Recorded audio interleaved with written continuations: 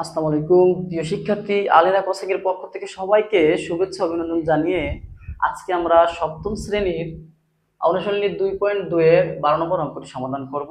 খুব সহজে সমাধান করব।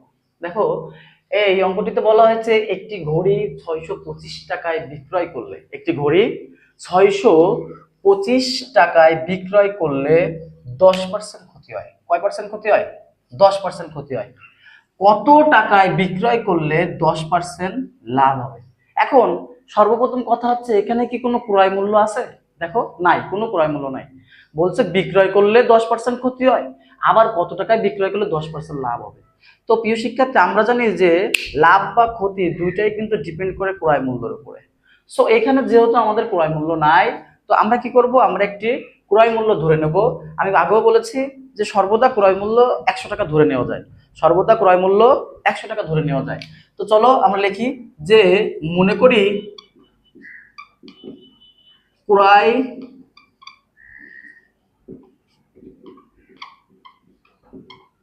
মূল্য 100 টাকা। মনে করি ক্রয় মূল্য 100 টাকা। তাহলে 10% ক্ষতি হয়েছে প্রথম বিক্রিতে। প্রথম বিক্রিতে কি হয়েছে? 10% ক্ষতি হয়েছে। তাহলে আমরা লিখতে পারি যে 10% ক্ষতিতে প্রথম বিক্রয় মূল্য, 10% ক্ষতিতে প্রথম বিক্রয় মূল্য কি হবে বলো প্রিয় শিক্ষার্থী? ক্ষতির সময় আমি কি বলেছি? ক্ষতির সময় বলেছি যে ক্রয় মূল্য থেকে আমাদের কি করতে হয়, যেটা আমাদের ক্ষতি হয় সেটা বিয়োগ করতে হয়। তাহলে ক্রয় মূল্য 100 টাকা আছে আমাদের, বিয়োগ 10। তাহলে প্রথম ক্রয় মূল্য কয় টাকা পেলাম? বিক্রয় মূল্য আমরা কত কত পেলাম ক্ষতিতে? 90 টাকা। কত পেলাম? 90 টাকা। দেখো সবাই একটু খেয়াল করো, এই দেখো বোর্ডের দিকে খেয়াল করো। কি করলাম আমরা? যে আমরা এই যেহেতু এখানে আমাদের ক্রয় মূল্য নাই, তাই আমরা ক্রয় মূল্য ধরে নিলাম যে মনে করি ক্রয় মূল্য 100 টাকা, এবং তাহলে আমাদের 10% ক্ষতিতে প্রথম যে বিক্রয়টা আমরা করেছিলাম, 10% ক্ষতিতে প্রথম বিক্রয় মূল্য হলো আমাদের 90 টাকা। এখন আমরা আবার কি করেছি, আবার দ্বিতীয়বার বিক্রয় করে 10% লাভ হবে। তাহলে আবার লিখি যে আবার 10% লাভে দ্বিতীয় বিক্রয় মূল্য সমান সমান লাভে যেহেতু হয়েছে, তাহলে আমরা কি করব? 100 যোগ 10, 110 টাকা। 110 টাকা। প্রিয় শিক্ষার্থী দেখো, আমরা কি করছি, দ্বিতীয়বার বলছে যে আবার 100% 10% যদি লাভে বিক্রয় করে, তাহলে বিক্রয় করলে লাভ হবে 10%। তাহলে 10% লাভে যদি দ্বিতীয় বিক্রয় মূল্য হবে 100 প্লাস 10 অর্থাৎ 110 টাকা। এখন আমরা কি লিখতে পারি যে প্রথম বিক্রয় মূল্য যদি 90 টাকা হয়, তাহলে দ্বিতীয় বিক্রয় মূল্য কত হবে? 110 টাকা। লিখতে পারি না? হ্যাঁ, লিখতে পারি। আমরা লিখবো কি যে প্রথম বিক্রয় মূল্য যদি 90 টাকা হয়, তাহলে দ্বিতীয় বিক্রয় মূল্য হবে 110 টাকা।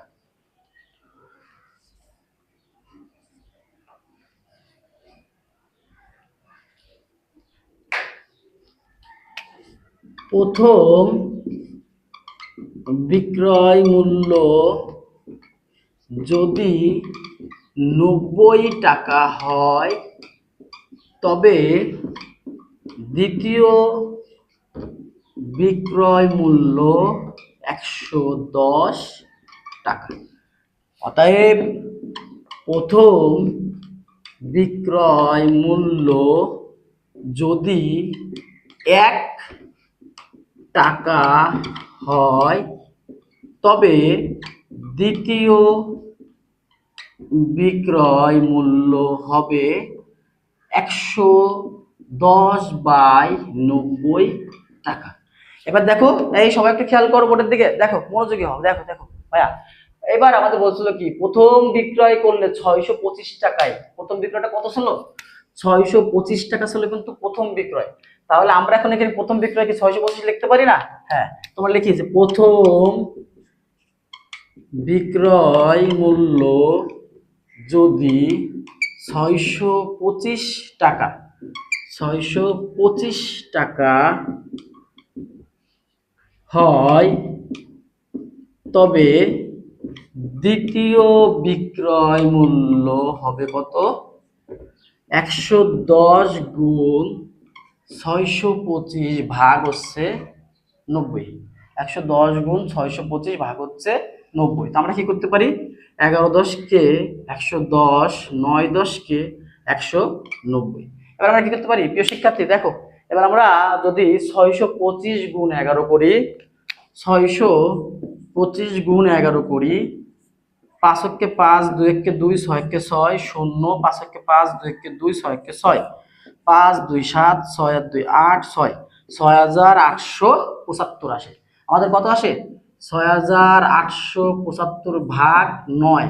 এবার দেখো, এটা আছে লব বড় আছে, হর ছোট আছে, লব বড় আছে, হর ছোট আছে। তার মানে আমাদের এটা আছে অপ্রকৃত ভগ্নাংশ। তো আমরা কি করতে পারি? মিশ্র ভগ্নাংশে রূপান্তর করতে পারি। 6875 ভাগ হচ্ছে 9, 7 নং 63, 3 আছে কত? 8 হবে 5, 7, 6 নং করতে পারি, 6 নং 54, 4 আছে কত? 7 হবে 3, আর হচ্ছে 5। তাহলে এটা আমরা করতে পারি কি 4 নং, হ্যাঁ 4 নং 36 হয়ে যায়, বেশি হয়ে যায়। তাহলে 3 নং আমরা করতে পারি হচ্ছে 3 নং 27, 27 উপর আমরা 8, এখানে 8 থাকে, অর্থাৎ মিশ্র করলে হয় হচ্ছে 8/9। তাহলে এখানে আমাদের উত্তর আসে কত? 763, 8 পূর্ণ 9। প্রিয় শিক্ষার্থী দেখো, সবাই একটু খেয়াল করো, বোর্ডের দিকে খেয়াল করো। তো আমরা এখানে ক্যালকুলেশন করে আমাদের মিশ্র ভগ্নাংশে আসলো যে আমাদের বলেছিল অঙ্কে যে বিক্রয় করলে কত টাকায় বিক্রয় করলে লাভ হবে, 10% লাভ হবে। তাহলে আমাদের বিক্রয় মূল্য বের করতে বলেছিল। তো আমরা দ্বিতীয় বিক্রয় মূল্য বলতে কিন্তু বের করতে পেরেছি। তাহলে আমাদের উত্তরটি কি হবে?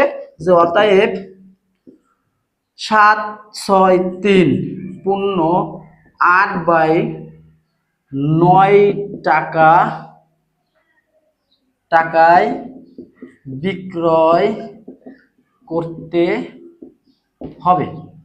অথবা আমরা যদি এমন না লিখে আমরা এমন লিখতে পারি যে অতএব বিক্রয় মূল্য, জাস্ট বিক্রয় মূল্য লিখে দাও যে অতএব বিক্রয় মূল্য 763, 8 পূর্ণ 9 এত টাকা। আশা করি প্রিয় শিক্ষার্থী তোমরা অঙ্কটি বুঝতে পেরেছো। আবারও আলেরা কোচিং এর পক্ষ থেকে শুভেচ্ছা অভিনন্দন জানিয়ে আজকের মতো বিদায় নিচ্ছি। আল্লাহ হাফেজ।